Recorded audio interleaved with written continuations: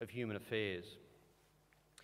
For me, the application of logic and reason leads to a belief in the need for legal and practical recognition of the equality of the sexes, equal rights for gay and lesbian people, freedom of speech, and equality before the law for all citizens, regardless of their religion or lack of it. It also entails a belief that government should only impinge on moral freedom to the extent necessary to limit harm to others. All these beliefs are under constant attack by religions. In many countries around the world, that attack is violent and lethal. To identify as atheist in parts of Africa and the Middle East is a death sentence.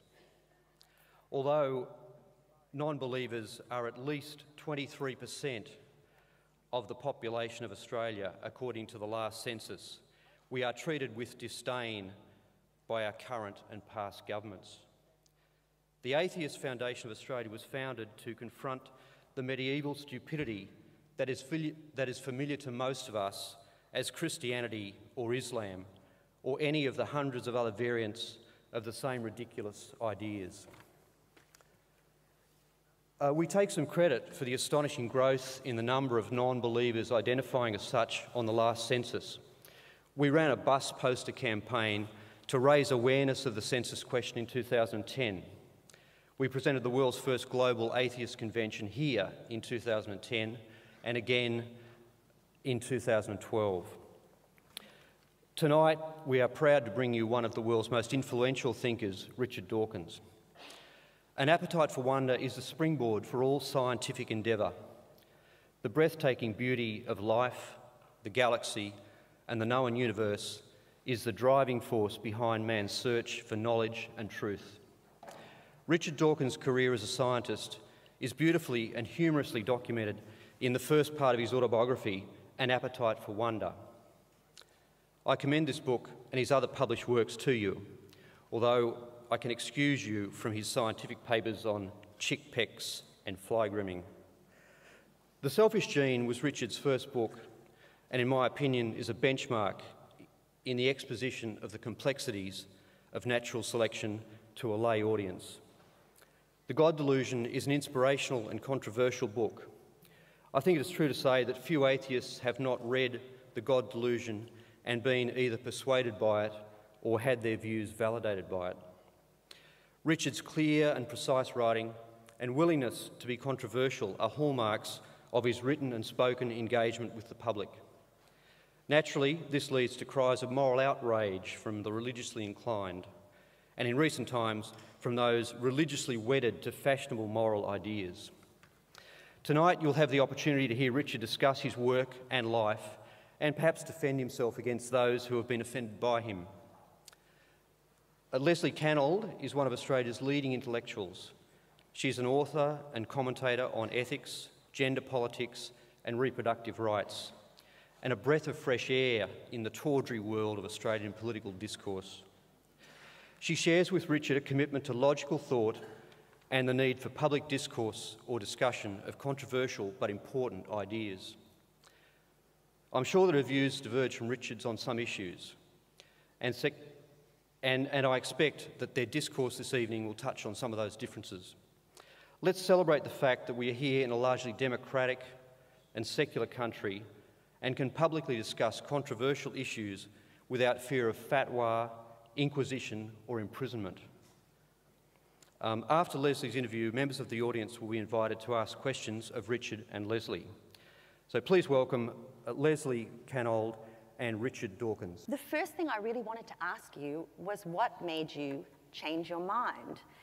And by that I mean that in 2008 you told Andrew Denton that you didn't think that people should be interested in you, but you hoped that you might have something interesting to say about the world. So now we have this beautiful book in which we have been allowed to be interested in you and have that interest slaked. What has led you to be so generous as to share yourself with us? It's even worse than that. I've even now just about finished volume 2, which Why did I change my mind? I think I'm going to have to be absolutely honest and say the publishers persuaded me to. Not a very honorable reason, perhaps, but I did enjoy writing it. I enjoyed very much talking to my mother, whose 98th birthday was 2 days ago. And when she... I'm sure she'd appreciate that. Absolutely. And so I was able to tap her very good memory of my earliest childhood. And there are even some extracts from her diaries in there. She also... And some beautiful illustrations. Beautiful illustrations by her, and she's a very good writer as well, actually. And I didn't formally interview her, but I had many, many conversations with her about my childhood. And that was fun. I enjoyed that. I mean, I enjoyed trying to revive memories, which I did. And so I enjoyed writing about childhood. So sorry if I changed my mind, but I did actually end up quite enjoying it. No, like I said, I think it's a beautiful, I actually see it as quite a beautiful transition, because I felt like during that interview, you didn't seem to be expressing what I knew would have been true, because of course all the people watching it did think you were extremely interesting, not just for what you had to say about science, but for you. And it seems like quite a wonderful personal journey to me to come to a place where you can acknowledge that you are interesting to others. Yes, I'm trying to remember back to that interview. Was he the one who asked me my star sign? Yes. Yeah, okay. And I think my exasperation probably showed on my face. A little. Yes. A little. Now, you were born in Kenya, and your early years seemed quite idyllic, at least as it came across to me and off the page. You have a younger sister, 2 loving and seemingly quite happily married parents. And after reading your book, in fact, a Guardian reviewer pondered whether such happy childhoods produce scientists while fraught families turn out novelists. Yes, I suppose I did have a happy childhood. You have to set that against being sent to boarding school at the age of 7. Tell us about that. Which is too young, I suppose, but it was the kind of thing that happened to people like, that people like my parents did. It had happened to my father as well. He was sent to school at the age of, sent abroad actually, because his parents were in Burma, at the age of 7. He probably took it very stoically, if I know him. Well, just to give one tiny illustration, I would daily fantasize that the matron would turn into my mother.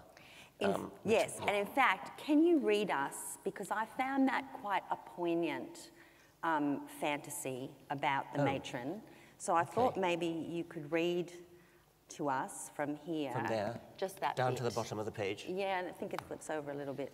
Okay, the school was called the Eagle School, and it was an offshoot of a school in Oxford, which is called the Dragon School. It's rather a famous one. A housemaster from the Dragon School went out to what was then Southern Rhodesia and founded a boys' prep school rather on the lines of the Dragon School. In addition to its school song and motto, Eagle took over the Dragon School's tradition of calling the teachers by their nicknames or Christian names. We all called the headmaster Tank, even when being punished by him. At the time, I thought the name meant the sort of tank that holds water in your roof, but I now realize that it almost certainly referred to the relentlessly unstoppable military vehicle. Probably Mr. Carey acquired, during his years at the Dragon, a reputation for dogged persistence, moving forward in a straight line regardless of obstacles. Other masters were Claude, also a migrant from the Dragon, Dick, who had the popular duty of handing out a blessed ration of chocolate during our afternoon rest every Wednesday, and Paul, a darkly jovial Hungarian who taught French. Mrs. Watson, who taught the most junior boys, was Watty, and the matron, Miss Coppleston, was Coppers. I cannot pretend that I was happy at Eagle, but I was probably as happy as a 7-year-old sent away from home for 3 months can expect to be. Most poignant was the fantasy which I think I indulged almost daily when Coppers used to do her quiet morning rounds of the dormitories and we were still dozing. I imagined that she would somehow magically be transformed into my mother. I prayed incessantly for this. Coppers had dark curly hair like my mother, so in my childish naivety, I reasoned that it wouldn't have taken a very big miracle to effect the transformation. And I was sure the other boys would like my mother just as much as we all like Coppers. It's beautiful. And it was very moving because, you care deeply about children. And in fact, you show a lot of both stoicism during the telling of these stories, but also I could sense through the stoicism that those years of being sent away weren't perhaps as happy as they might have been. No, that's probably true. By the way, I've just remembered Coppers' first report on me at the end of term, which said Dawkins has only 3 speeds: slow, very slow, and stop. And so did those experiences, despite, and through, of course, you're telling both the ups and downs, but overall, do you feel that, because it is such an English tradition, do you feel that children should be sent away to boarding school? No, I do not think they should be sent away to boarding school. My mother actually now feels quite guilty about it. She often says so. It just was the thing that kind of person did at the time. I don't think it ever crossed their mind to do anything else. And so I don't resent it. But I think it clearly is too young.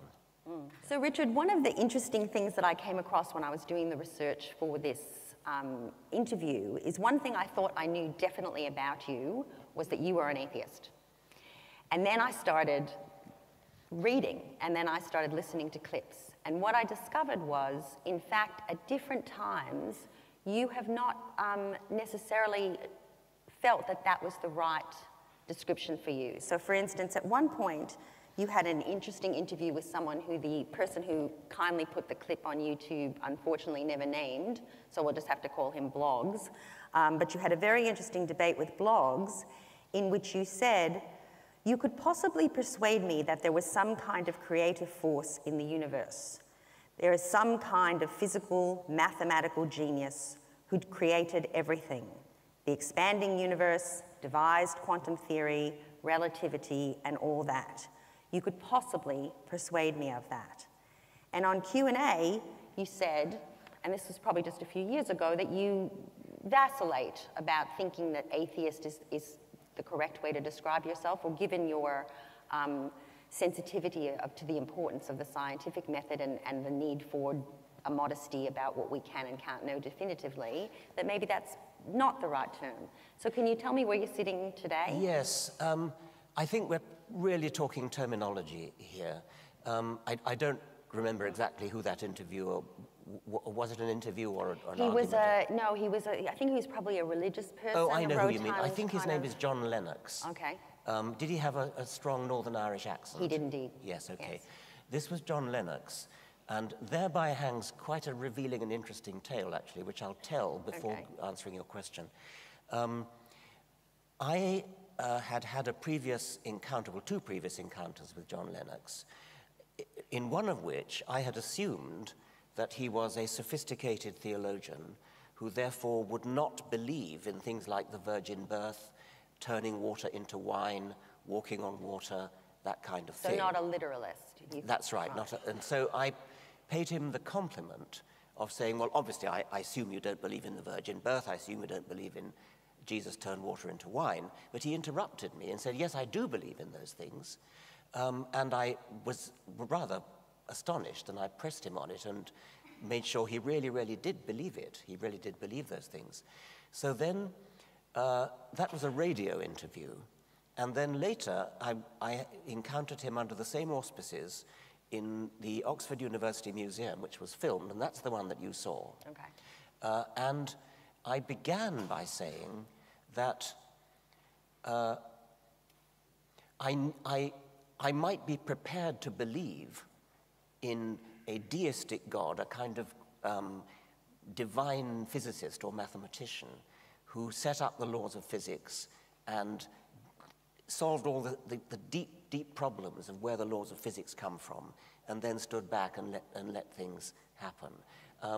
I could be persuaded of that, I think was the phrase that you just quoted. It's not a thing that I believe, But I would not think that that was a totally silly belief to hold. And can you expand on that? Why wouldn't that be a silly belief to hold? Well, okay, I'll do that in a moment. Sure. But I said that in order to contrast it with what I already knew John Lennox believed. So what I was trying to do was to emphasize the absurdity of John Lennox's belief in turning water into wine by making a contrast with the kind of deistic belief which I could just about take seriously, but I was very careful to say that I did not actually hold that deistic belief. But I wanted to emphasize the contrast. I called it mining the Eddington concession, and I have to explain that. Eddington, who was a great physicist, wanted to emphasize the absolute importance of the second law of thermodynamics. And he did it by contrasting it, this is the Eddington concession, by contrasting it with something else, which he also stood by, but less strongly. He said, your theory may be at odds with Maxwell's equations. Well, then so much the worse for Maxwell's equations. Of course, he didn't really mean that. And then he said, your theory may be falsified by experiment. Well, these experimentalists do bungle things from time to time. But if your theory goes against the second law of thermodynamics, I can give you no hope. There is nothing for it but to collapse in deepest humiliation. Right. So his entire point was that the second law of thermodynamics was a more inviolable theory than even Maxwell's equations and even experimental physics. So he was not saying that he didn't believe in Maxwell's equations. He was not saying that he thought that experimental physics was a lot of rubbish. He was using that in order to make the rhetorical point that there was something really, really special about the second law of thermodynamics. Sure. I was mining the Eddington concession with John Lennox. I was saying I could just about be persuaded to believe in a deistic God who made the laws of physics. But if you're going to believe in water turning into wine, I can offer you no hope.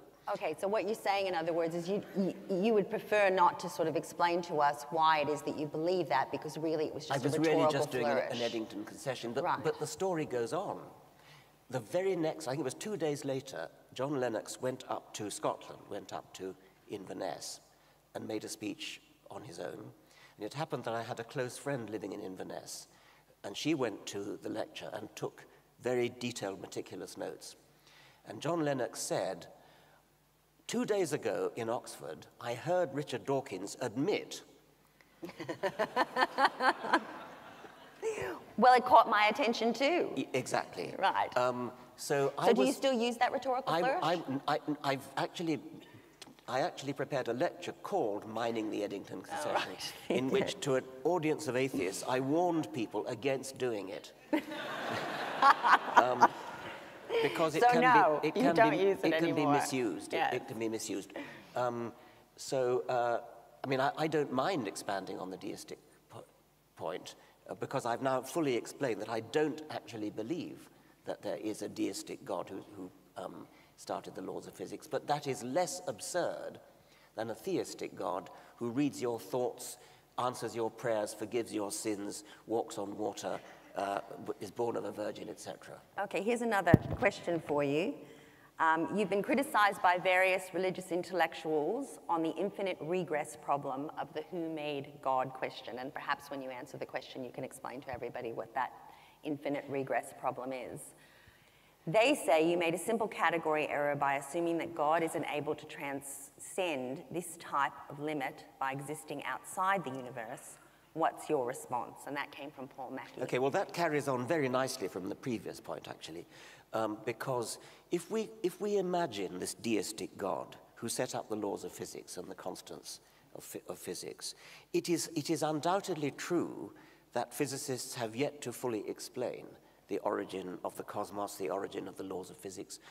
It's undoubtedly true that many physicists at least say that the fundamental constants of the universe, things like the gravitational constant, the weak force constant, and so on, that these are highly tuned in such a way that if any of them were slightly different, if you imagine them as being sort of rheostat knobs that you can twiddle, if any of the, say, half-dozen knobs, which are the fundamental constants of the universe, were twiddled ever so slightly different from the way they actually are, then the universe as we know it would not have come into existence. There would be no galaxies, there'd be no stars, there'd be no elements, there'd be no chemistry, there'd be no life. So the universe, according to them, is very, very fine-tuned. And this leads some people to say, therefore, there must have been a tuner. There must have been a divine physicist who carefully adjusted these knobs to exactly the right values in order to give rise to matter and galaxies and stars and elements and chemistry and evolution and life. And of course, partially what they're trying to do is they end up in a trap a bit, because if the problem is, well, somebody had to have tuned it, yeah, then the question then becomes, well, who created the somebody? Exactly, and that's the regress that the questioner is talking about, because it seems to me that this is an utter non-explanation. It may be true that we lack an explanation for the fine-tuning of these half-dozen knobs, but to postulate a tuner, a divine knob twiddler. Okay. You know why they laughed. Who had the savvy, the knowledge, the genius to work out in advance exactly where all those knobs had to be. You are postulating an entity who has got to be an entity of the very kind of thing that we're trying to explain anyway. The whole point of my subject, which is Darwinian biology, is to explain the existence of complicated things like us. We are capable of doing calculations, of working out in advance how to set our rheostats and how to tune our computers and so on. We're capable of doing that. We have come into existence by an evolutionary process which Darwin and his successors explained. If you are going to postulate an intelligence, a highly advanced, complicated intelligence capable of designing a universe, then you have completely undercut the entire enterprise. You've cheated. That's all, the only word I can use for it. You've cheated by postulating an entity of the very kind that you're trying to explain. When you add to that he's not only got to be a brilliant physicist and mathematician, he's also got to be capable of listening to everybody's thoughts, listening to their prayers, forgiving their sins, curing some of them of cancer and not others, etc. So I don't think of it as, I mean, the questioner, was that a Twitter thing? Yes. The questioner is trying to say, well, theologians have always said that God lies outside the universe and therefore is not governed by these normal considerations. What a pathetic cop-out to just simply say by fiat, to rule by fiat, that the explanation which they are offering to get out of the infinite regress is simply decided by them, because theologians just say, oh, well, he's outside the laws of physics, and so we don't need to explain And it. does it even really get out of the problem? I never even understood how it got out of the problem, because somebody still had to put him into existence. It's just a cowardly evasion. That's all it is. Okay, we don't like it. Yeah. We zap it. Can I just one more absolutely. thing on that? There's a theologian in Oxford called Swinburne, who even goes so far as to say that God is infinitely simple and therefore doesn't fall foul of this problem.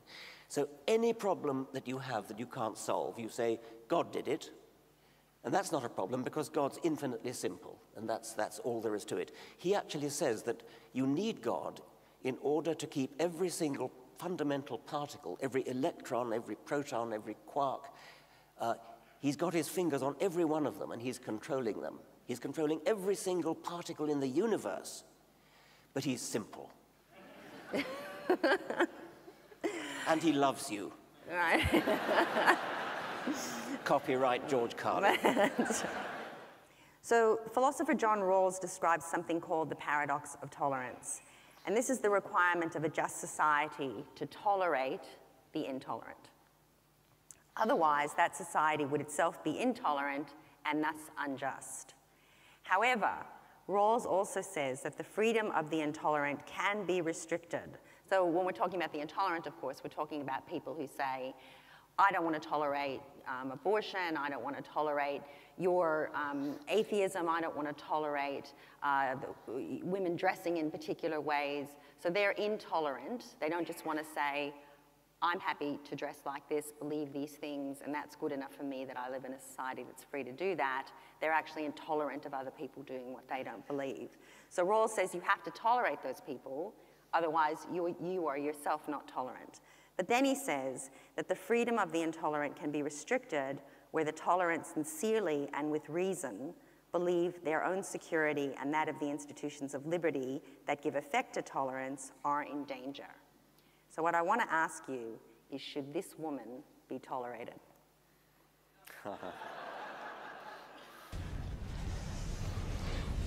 Concerned Women of America.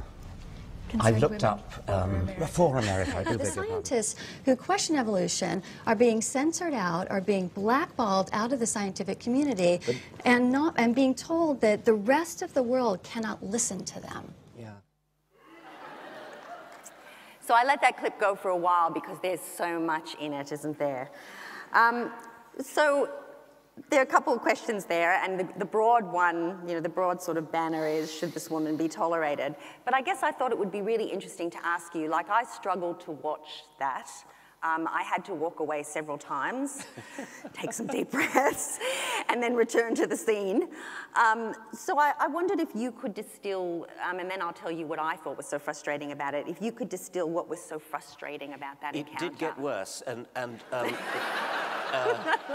because I went on to try to persuade her to actually, I almost said, come to the museum with me and I'll show you the evidence. But she developed a kind of refrain, yes, which went, show me the evidence, show me the evidence. Yes. It was intensely frustrating. But Richard, isn't the problem that we tell people, look at the evidence yourself, evaluate it yourself, yes, and there she was, doing it. Well, she wasn't, because she didn't actually go to the museum to look.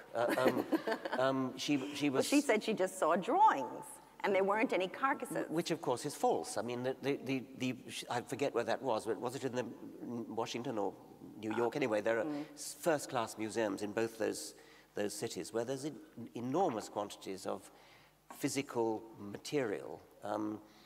But don't we have to contend, I think, with that problem that we say to people, and indeed I think you wrote a beautiful letter to your daughter, Juliet, where you say to her, it's so important that you not just take what people hand you. Yes. You must ask for the evidence and yes, evaluate it. So what's going wrong here? Okay, I mean, you have to be careful about that because, of course, not all of us have the time or actually the expertise to evaluate the evidence ourselves. I mean, as a biologist, am not capable of evaluating the evidence that physicists adduce for their view of the universe. And so there is an element of trust in authority, and I don't like using the word authority, but I think you can kind of do it in the case of science, because the methods of science are such that we know that even in those sciences which we're not capable of evaluating ourselves, we know that other, in this case physicists, are. So we know that when a fact has been widely established in the physics literature, we know that experimental results have been repeated and repeated and repeated if they're important, if they really matter.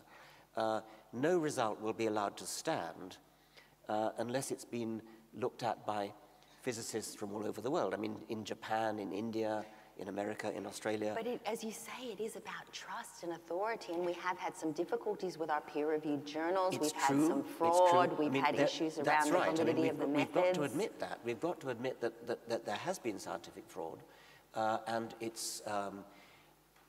one thing to say about that is that in science, perhaps more than in any other profession, lying about your findings is the cardinal sin. If you're a lawyer or a politician, the profession's held in the lowest esteem. Well, it's part of the job. You have to, or at very least, it's part of the job to spin the facts in a way that's favorable to a point of view that you've been paid to advocate. If you're a lawyer, that's absolutely straightforward. You're paid to advocate a certain point of view, and the whole system, in the adversarial system at least, it's a kind of tug of war. A lawyer is paid to make the best case possible for that point of view. Another lawyer is paid to make the best case possible for that. And if they don't actually lie, they do spin the most plausible story they can. I was very shocked to meet a young lawyer in America. She was a defense lawyer, and she told me with some glee that she had hired a private detective who had found evidence which proved beyond any possible doubt that her client was innocent of murder. And I said, well, that's wonderful, congratulations. What would you have done if your private detective had found evidence that proved him guilty? And she said, I would have suppressed it. She said, it's up to the prosecution to find their own evidence. And that, of course, is different to academics, because our job is to try to get to the truth. That's right. Now, if a scientist did the equivalent and was discovered, he would be drummed out of the profession forever. It is the cardinal sin. It happens, but it's not part of the culture. It's something that the culture abhors. So that's fraud. Then there are the... Sorry, can I just interrupt for 1 second, though, just to offer something, because I think this issue about expertise is one of the things that was really bothering me about this. So you have such a high level of expertise, and yet she was having an argument with you about what evidence was. I would not wish to pull rank in that sense. That's why I kept saying, go to the museum and look at the evidence. But wouldn't it be like the equivalent? I was trying to think, now what would the equivalent be that she might understand? And I thought maybe the equivalent would be, let's say her father had been a car mechanic for 50 years. Yes. Right? And I rock up and I say, oh, you're looking at that car that's really broken down. What do you think's wrong with it? And, the guy goes, I'm pretty sure it's the carburetor or whatever he says. And then I go, I don't know anything about cars, but I don't think it's the carburetor. Yes, quite. I think it's the indicator. Yes. And then you say, no, he'll say, no, it's the carburetor, you can see, blah, blah. Show me the evidence. I don't think it's the carburetor, I think it's the indicator. Yeah. That was what I was seeing. Yes. And yet, as you rightly identify, if you trust, if to understand the evidence you have to trust experts, we are back in that shaky land of authority. I mean, I think that's almost right, but there is the fact that we don't trust the expert because he is Professor so-and-so FRS. What we trust is the system of other physicists, assuming that we're talking to a physicist because I don't know any physics. I don't respect what he says because he's a professor of physics when he's a fellow of the Royal Society. I trust it because I know that there's a whole community of physicists who will jump on him if he's got it wrong. But what about paradigm shifts? I mean, sometimes a whole area of science can agree on something, and then one odd piece of evidence that people do validate and test over and over again comes, and then everybody goes, oh my God, the whole thing we thought was right was wrong, and there's a shift. I mean, that's a very important refinement of the idea, and that of course is correct. Somebody once quipped that science proceeds funeral by funeral. As old theories and old theorists old scientists die off. But yes, I mean, paradigm shifts and Thomas Kuhn and so on that is important. We can't forget that. But it's at least not quite as bad as saying we just argue from authority. It's better than that. Yes. And is she someone who is probably the best evidence we have for the need for science education? Because I struggle to think of the things that were making me mental about watching that, and I do need to say to you that I watched it about 3 times because, of course, I knew I was going to be presenting it. But one of them was the fact that she kept repeating this demand for evidence. Yes. And then you kept saying, but there is evidence. Yes. And then you'd explain what to me was clearly recognizable as evidence. Yes. And you were clearly recognizable as somebody who would recognize evidence. And yet she didn't know that what she was asking for, she was in fact receiving. So is she a good example of why, if we don't teach people science, they can run around squawking, I want the evidence, but they actually have no idea what they're talking about? I fear that she was a good example of somebody who knows what is true because it's in Holy Scripture. And anything that contradicts that has just got to be wrong. There are much, much more knowledgeable people than her who, I mean, I could point to one called Kurt Wise, who is an American geologist, paleontologist. He has a degree in geology from Chicago University and a PhD in paleontology from Harvard. And so he knows a lot of geology, he knows a lot of paleontology, but his upbringing is as a young Earth creationist. So he believes the world is only 6,000 years old. And he actually wrote a rather remarkably honest testament. He said, well, first of all, he said that he told a story of how he took a Bible and a pair of scissors, and he went right through the Bible, cutting out every page of every verse of the Bible, which would have to go if he accepted the scientific worldview in which he'd been educated at the University of Chicago and at Harvard. And he said, by the time I'd got through from Genesis to Revelation, there was so little left of Holy Scripture that it just fell to bits. And then he said, it was that night in great sorrow that I tossed into the flames. I thought he was going to say tossed into the flames his tattered Bible, but no, I tossed into the flames all my hopes and dreams of being a teacher of science. He'd wanted all his life to be a teacher of science, but it contradicted Holy Scripture, so he tossed his dreams into the fire. And he then went on to say, if all the evidence in the universe... But my biggest concern is sorry, that sorry, go off. He then went on to say, if all the evidence in the universe pointed to an old Earth, I would be the first to accept it, but I would still be a young Earth creationist, because that is what Holy Scripture teaches. Now, that is an educated person Sorry, I'm looking for something in particular which I think talks to this. to the power of childhood indoctrination and admitting that he would be absolutely unshakable, even if he admitted that the evidence showed that he was wrong. And in fact, this organization is one that you're in coalition with, isn't it? Yes, the Openly Secular campaign is one that my foundation, the Richard Dawkins Foundation for Reason and Science, the American branch of the foundation, is now, this is our kind of flagship enterprise at the moment. It's very, very important in America, and I suspect it's much less important in Australia, that secular people, people who don't believe in any divine power, atheists, agnostics, secularists, are shunned and discriminated against in a way that gay people used to be. And the polls show that atheists in America are despised, is probably not too strong a word. They're mistrusted. They're mistrusted because people think you need religion in order to be moral. They're mistrusted to the point where a very substantial number of Americans have said that they would not, under any circumstances, vote for an atheist, however well qualified she was in all other respects.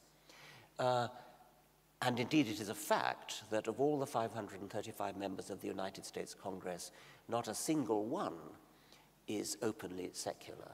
Every single one of them professes religious belief, which cannot be true. Statistically speaking, that's got to be nonsense.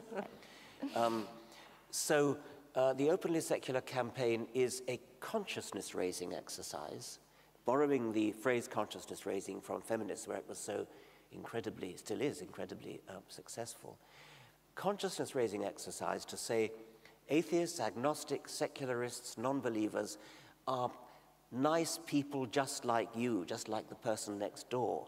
They're the waiter, they're the taxi driver, the bus driver, the lawyer, the doctor. They're your best friend.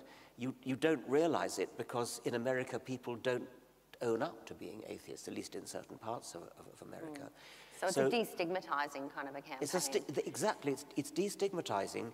And one of the things that we're doing is getting short YouTube videos of people, just ordinary people, nice people, smiling people, friendly people, who don't have horns and a tail. I was just thinking that it really reminds me of that kind of idea that, you know, Jews have horns, and like it really is a process which, of course, you can do now with video, because I've looked at some of the videos. You looked at some of them, and getting celebrities to do it as well. And so in terms of the design of that logo, which you may or may not have had anything to do with, what was the connection? And you were starting to speak to it, so I just thought I'd flip to it, between non-belief and science. Yes, as you rightly said. I mean, the logo is a DNA double helix bent into the shape of a heart, meaning love, meaning friendship, human fellowship, that kind of thing. So what was well, I guess my question is, can you be an atheist and have no faith in the scientific method as the only or the best way of knowing things about the world? And can you be a scientist and have faith in God? Okay. Well, clearly you can be a scientist and have faith in God in the sense that not many, but some scientists do. You need to be a little bit careful to ask them what they really believe.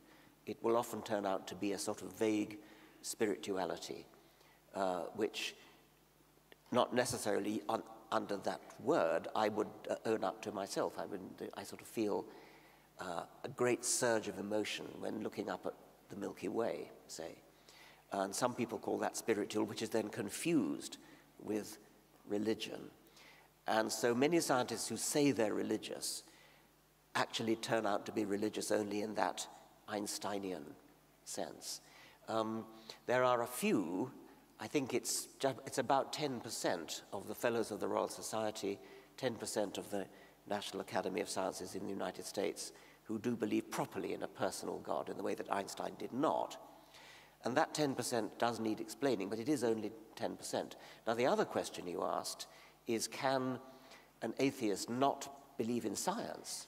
Yeah, because I'm just trying to draw out this conflation of the two. Are they really exactly, the same? Do they always have to go hand in hand? No, they're not exactly the same. It would be pretty, I've heard people ask whether you can be an atheist who does not believe in evolution. That would be quite hard, because you would be left with no explanation for the gigantic fact of life, with its powerful, overwhelmingly powerful, overpowering illusion of design. Life is simply dripping with apparent design. And you've only got to look at an eye, as theologians so love to do, to see design written all over it. And if you don't have God and you don't have evolution, you're kind of left without anything. Blissful ignorance. Perhaps you just don't have any curiosity. Perhaps you. But I can't imagine how anybody. It's true that before Darwin there were atheists, like David Hume, but he recognized that the apparent design of living things was not a good argument for a God, but he didn't have any alternative. That had to wait for Darwin. Okay, and it's about atheism and secularism, and I have a feeling the United States is probably going to figure a little bit in this answer.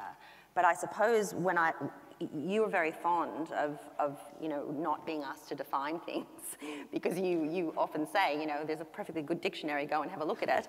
So I did, and so what I came to was something which is pretty much how I'd understood it, which is atheism is a lack of faith that there is a God or gods, which is a simplistic definition, but there you go.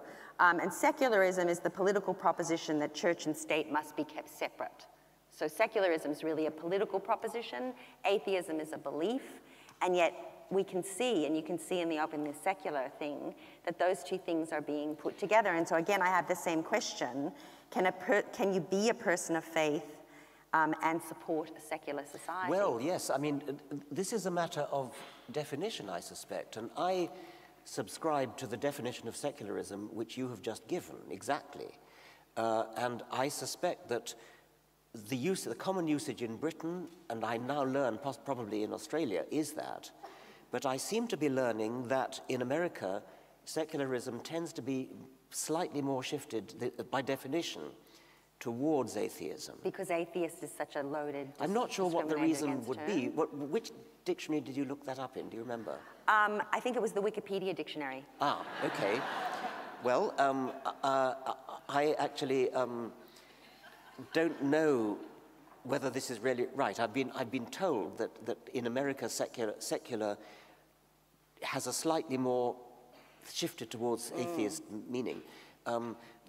My understanding, which is possibly a British and Australian understanding, is that it is precisely the belief that religion should be kept out of politics, that there should be a total separation between church and state, in which case the answer to your question is a resounding yes. A religious person can be a secularist. And I suppose the reason I'm bringing it up is because I worry sometimes when we conflate the terms that we miss out on those people you were speaking about before, those sort of rational, reasonable, non-intrusive religious people who in fact were one of, the whole notion of religious freedom came originally from religious people. Yes. Because there was a worry of minority religions being trampled by majority religions. So do we need to be careful not to wind the words up so that we don't push away those sympathetic religious people who also support the secular state? Yes, and if you go back to the founding fathers of America in the 18th century, they were secularists in the sense that you and I are using it. Some of them were probably atheists as well. Jefferson was probably an atheist. But you don't have to be. But you can be a minority religion, for instance. So where I was growing up in the United States, we used to have a fight. There was a fight every year about a nativity scene. So every year, the Christians in my hometown wanted to put a nativity scene in the public square. It was literally the public square. And every year, it wasn't atheists who were fighting it, although I'm sure they would have been on side, and maybe they just weren't an organized force, because I'm ancient. So this is many years ago. But it was the Jews in the town, and probably also the handful of Hindus and Muslims who were fighting it so hard, because they felt like that public square needed to stay free of all religion for their own distinct faith to continue to have the standing and strength that they wanted it to have. Yes, and hence the tendency to use the euphemism holiday season rather than Christmas. I remember when I first heard Christopher Hitchens say that, I remember where I was, because it clarified for me in like a lightning moment the difference between cultural respect and respect for other people's faith and religion, which is something I was really raised in and on, and the importance of speaking up robustly about defending the institutions that ensure tolerance. And I know that quotes and retweets are not necessarily endorsements, so I guess I just wanted to ask you, although I assume I know the answer, do you endorse and agree with this? Yes, I love that quote, and you could hear it in his voice. Stephen Fry said something rather similar. You know what a sort of lovable national treasure he is. His version was somewhat uncharacteristic. It was something like, "You're offended? Well, so fucking what?" Which is a bit pithier, but yeah, pretty much the same thing. Yes, I mean, one doesn't want to offend. One doesn't go out of one's way to offend. But on the other hand, to say I'm offended is not an argument for anything. Nothing follows from it. And so it should never be advanced as an argument. And so I must confess that I laugh when I see both Christopher's and Stephen Fry's well, it's sort of a version of sticks and stones, isn't it? It's sort of saying that to have robust debates, we're going to need to both be willing to give offense, if that's the way the other person chooses to take it, and also to take what we may feel offended by, in order that we can fight about and not be afraid to engage in robust argument about the things that really matter. Yes, I mean, sticks and stones may hurt my bones, but words can never hurt me. Words can hurt you, And I think we have to be a little bit careful about, I mean, I don't want to hurt people's feelings, but that doesn't mean that to say you've hurt my feelings is an argument. If somebody says you've hurt my feelings, then I will say, I wouldn't say it so robustly as Christopher Hitchens or Stephen Fry. I might say, well, I'm very sorry to have hurt your feelings, but what is your argument? So I don't want to insult people. I mean, just sort of say, you know, you've got an ugly face or something Well, that's exactly where I was going with all of this, because there is such a fine line, isn't there? So on the one hand, we probably all are in, you know, vigorous agreement that we agree with the Christopher Hitchens statement, and like I said, it was very, very important to me. But at the same time, you've recently, for instance, issued a statement, which I mentioned before, with Ophelia Benson, where you talked about the need for ethical disagreement that leaves out brawling, death and rape threats, vulgar epithets, insults of appearance, because things were getting pretty out of hand in terms of the online community, weren't they? We don't want to hurt people's feelings, and I beat this often enough, because quite frequently, I mean, I'm very, very exercised at the moment about Islam, and very frequently I will say very negative things about Islam, only to find that people are taking that as a personal attack on individual Muslims, which of course it isn't. It's an attack on beliefs, it's an attack on a system of beliefs which, if taken literally, if taken seriously, is pernicious and has terrible effects. But it's not like saying you've got an ugly face, but yet an awful lot of people treat it as though it was. An awful lot of people are so bound up with their beliefs, their religious beliefs in this particular case, it could be other kinds of beliefs, they're so bound up with it that they almost hear it as though it was like you've got an ugly face. And I do insist that it's not that. It's nothing like saying a personal insult. But haven't you been offended too? I mean, my understanding was that one of the sort of things that was going on in your own blog world, where eventually there was a decision to start to moderate things more tightly, was that there was quite a lot of you said there was something rotten in internet culture, and you expressed concern over images posted of you in which your face was depicted as a slack-jawed turd-in-the-mouth mug. So I don't remember that. how could you forget? But I guess that was interesting to me in the sense that it is, there is such a fine line here between robust debate and not worrying or taking offense when we're talking about really important things, and yet. Well, we do have moderation on richarddawkins.net, which is the website of my foundation, and the moderation is never to censor a proper expression of opinion or an argument, but it is to censor personal insults. So if somebody on our blog, on our website, says you're a fucking douchebag, that is censored. It's because it's not.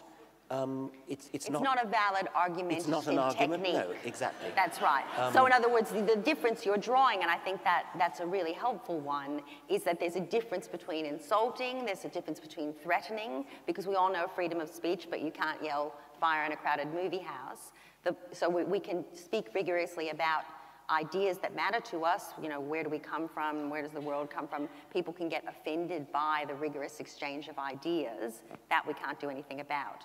But the minute you get into ad hominem attacks, you know, personal attacks, threats, you've stepped over the line. Exactly. But unfortunately, there are people who hear the legitimate one, which is an argument, as a personal insult. And there are people who will say, when people insult the Quran, we feel physical pain.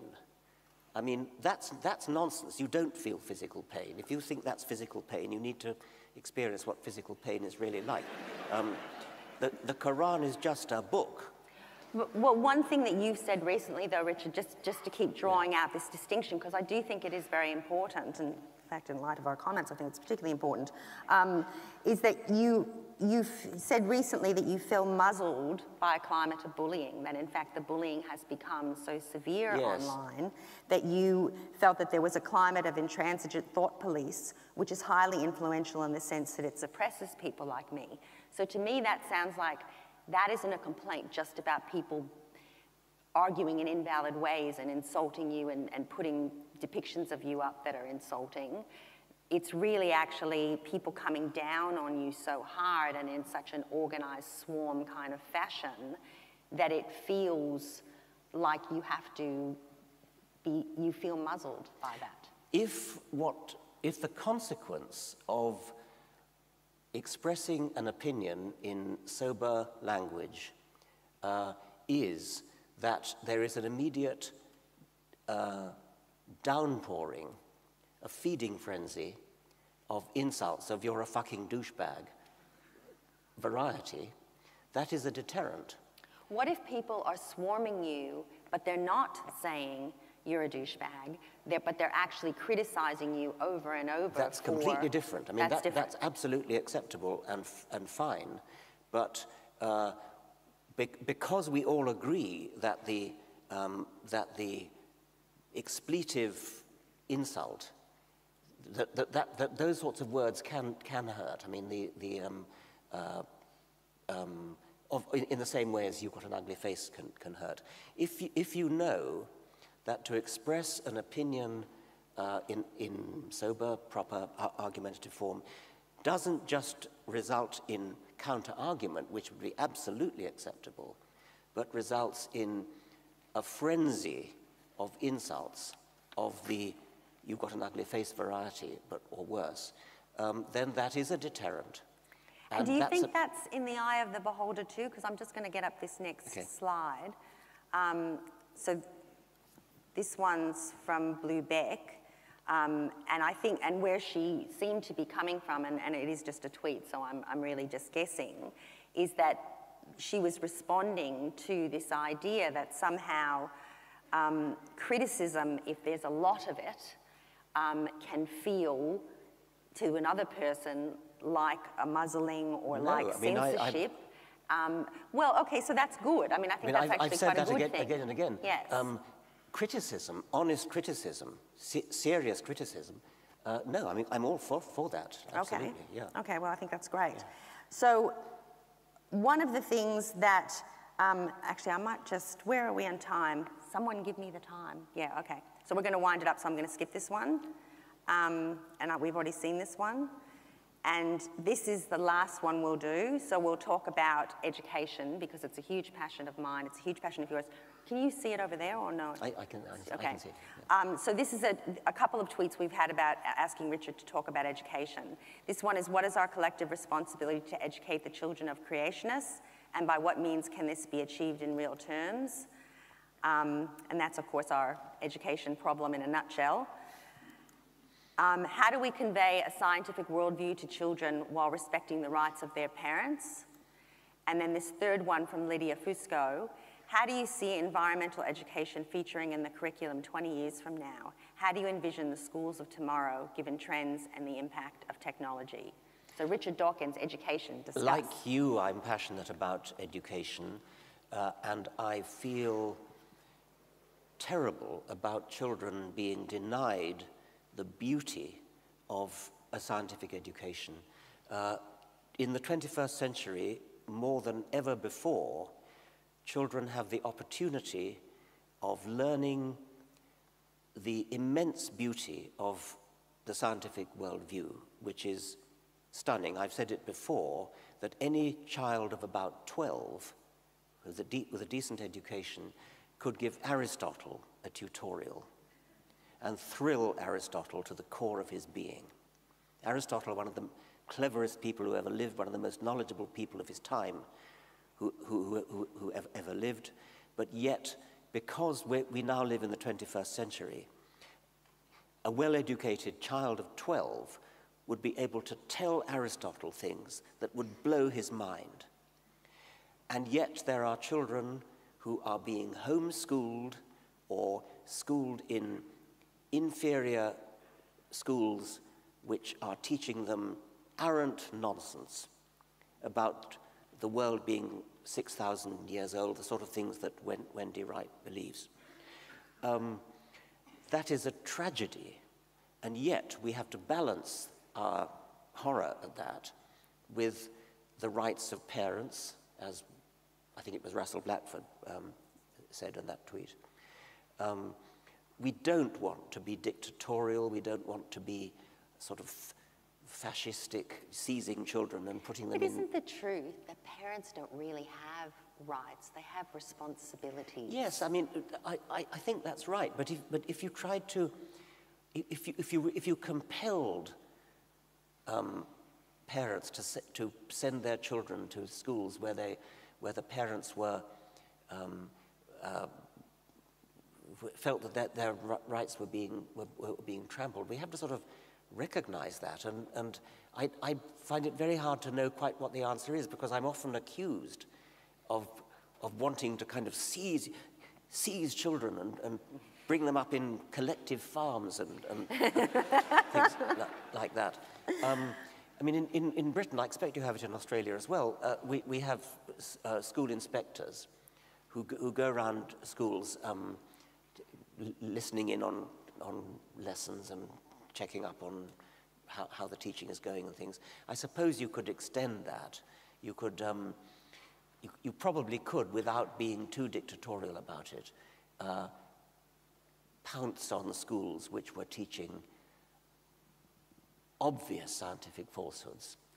And isn't part of it how we just separate things out? So in other words, one of the big debates has not been about the teaching of the creation story in religious class, insofar as people go to Sunday school, and of course we have a terrible problem here where we actually have religious people who are unable to go right into the classroom in the public schools. It was really about teaching religion in the science class. And in the same way, couldn't we talk about there being a universal public education, something that everybody has to have rather than things people shouldn't have? And that goes back to the Wendy Wright video, because if she actually had a better scientific education, a better understanding, sure, she might have ended up like your colleague who had to cut up the Bible and then throw away the science book. But at least she would have faced potentially that great moment of reckoning.